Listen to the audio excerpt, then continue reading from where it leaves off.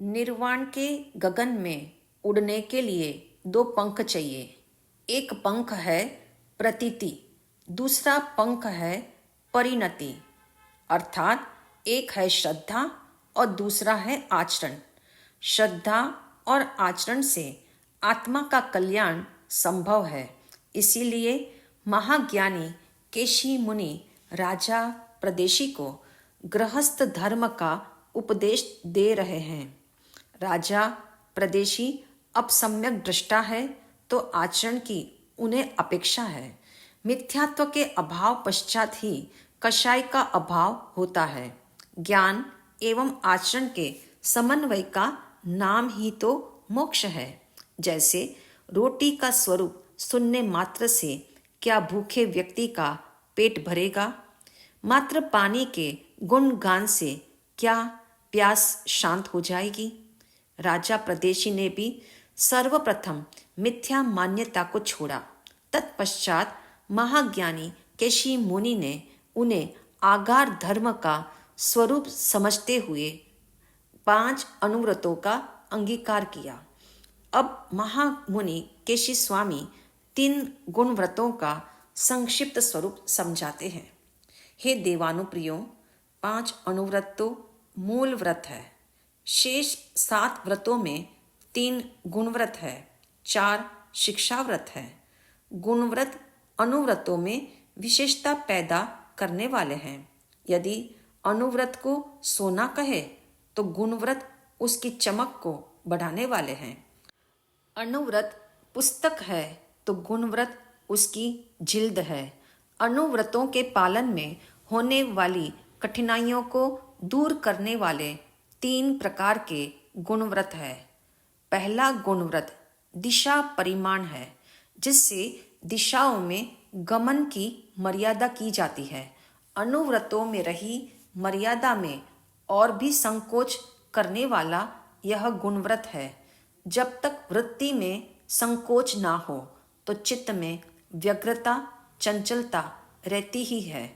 इस व्रत का स्वीकार करने के लिए श्रावक किसी एक स्थान को केंद्र बनाकर उस स्थान में प्रत्येक दिशा के लिए मर्यादा करता है। वह अपनी इच्छा से अमुक दिशा में कम एवं अमुक दिशा में अधिक मर्यादा रख सकता है। खास बात यह है, दिशाओं में गमन की मर्यादा कर लेने से अन्य देशों से माल न मंगाया जा सकता है, न भेजा जा सकता है। साथ ही सैर सपाटा, ऐशो आराम या व्यापार बढ़ाने के लिए भी गमनागमन नहीं हो सकता। इस तरह दूसरे देशों का सहारा लेने की जो परावलंबी मनोवृत्ति है, वह भी दिशा परिमाण गुणव्रत से मिट जाती है। दिशा परिमाण ऐसी एक लक्ष्मण रेखा है जो अनुव्रतों को भी सुरक्षित रखती है, जीवन को भी दुर्भाग्य से बचाती है। वस्तुतः अनुव्रतों की सुरक्षा के लिए वृत्ति का संकोच और ममत्व का त्याग अनिवार्य है। आप जानते हैं, जिस मैदान में फुटबॉल का खेल होता है, वहाँ खिलाड़ियों को सावधानी रखनी पड़ती है ताकि फुटबॉल मैदान की सीमा से बाहर न चला जाए, वरना वह खिलाड़ी आउट हो जाएगा। ऐसे ही जो मैदान साधक ने निश्चित किया है, उसी मर्यादा में वह जीवन का खेल खेलता है, वरना मर्यादा का अतिक्रमण हो जाएगा। तात्पर्य यह है, मन वचन काया की गेंद को स्व इच्छा से निश्चित की हुई सीमा से बाहर मत जाने देना। महाज्ञानी केशी स्वामी से दिशा परिमाण व्रत का महत्व, स्वरूप एवं विधि को सुनकर राजा प्रदेशी व्रत ग्रहण हेतु उद्यत हो उठे। उन्होंने महामुनिराज को कहा, हे गुरुदेव, आपका उपदेश मेरे लिए सर्वोपरि एवं सर्वमान्य बनता जा रहा है। मैं अब यह भली भांति समझ गया, ये जीवन मात्र संग्रह और उपभोग के लिए नहीं, इसमें त्याग भी अनिवार्य है। त्याग पूर्वक उपभोग का सूत्र मुझे धर्माचरण के लिए प्रेरित कर रहा है। जितना कम उपभोग उतना अधिक सुख, ये उक्ति मुझे बहुत भा गई है। इस तथ्य का मैंने भी अनुभव किया है। पदार्थ का उपभोग जब तक प्राप्त न हो तभी तक रमणीय लगता है। प्राप्त होने के बाद उससे अरुचि होने लगती है। हे बंते, मैंने अपने आज तक के जीवन में सभी प्रकार के इंद्रिय भोगों का सेवन किया है।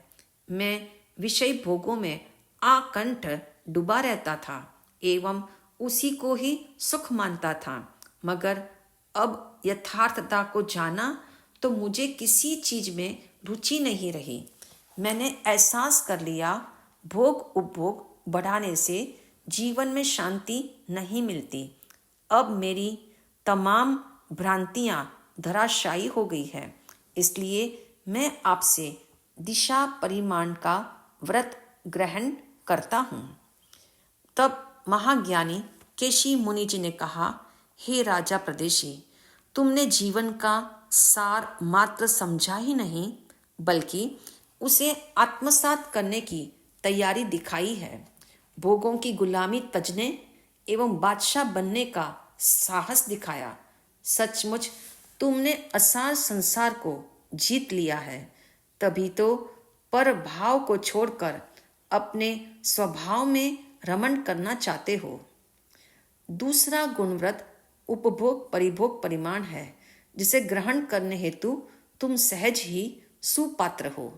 यह बात निश्चित है, जिसके जीवन में अनियंत्रित भोग है उसकी भोगासक्ति भी बढ़ती जाती है। वह लोगों का गुलाम बनकर अपना जीवन स्वयं दुखी बना लेता है।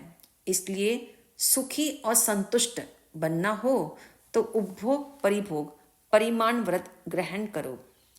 यह सुनकर जिज्ञासु श्रोता ने पूछा, जिस चीज की हमें आवश्यकता है या जिसे जीवन विकास के लिए उपयोगी समझा जाता हो, क्या उसका भी उपभोग न करें? क्या उपभोग मात्र दुख है? यह सुनकर महाज्ञानी केशी स्वामी ने कहा, हे जिज्ञासु, यह एक सर्वविदित तथ्य है। सुख का मूल आत्मशक्ति में है। पदार्थों के उपभोग से आत्मा की शक्ति तो क्षीण होती है। पदार्थों के प्रति पराधीनता या वस्तुओं की प्राप्ति की अपेक्षा बढ़ते जाने से आत्मा की शक्ति वृद्धिंगत नहीं होती। आत्मशक्ति का विकास पदार्थ के भोग में नहीं, पदार्थ के त्याग में है। यह वास्तविकता है। इंद्रिय विषयों में आसक्त व्यक्ति उपभोग से कभी भी संतुष्ट नहीं होता। इस असंतुष्टि का नाम ही दुख है। इसलिए इस व्रत को ग्रहण करने पर श्रावक यह विवेक रखता है, अमुक भोग्य पदार्थ मेरे शरीर धारण हेतु उपयोगी है या मात्र स्वाद या विकल्प की पूर्ति के लिए है।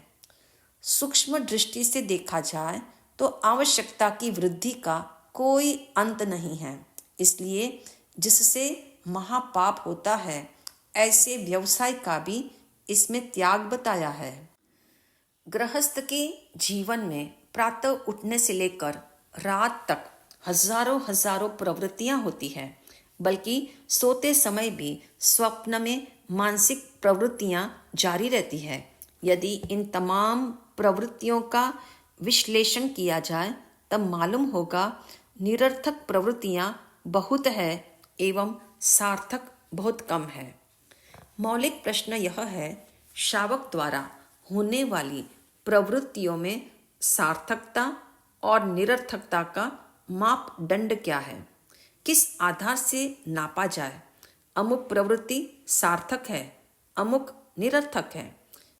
इसी संदर्भ में तीसरा गुणव्रत महाज्ञानी केशी मुनि समझा रहे हैं राजा प्रदेशी को, और राजा प्रदेशी उसे अंगीकार कर अपना जीवन धन्य बनाएंगे।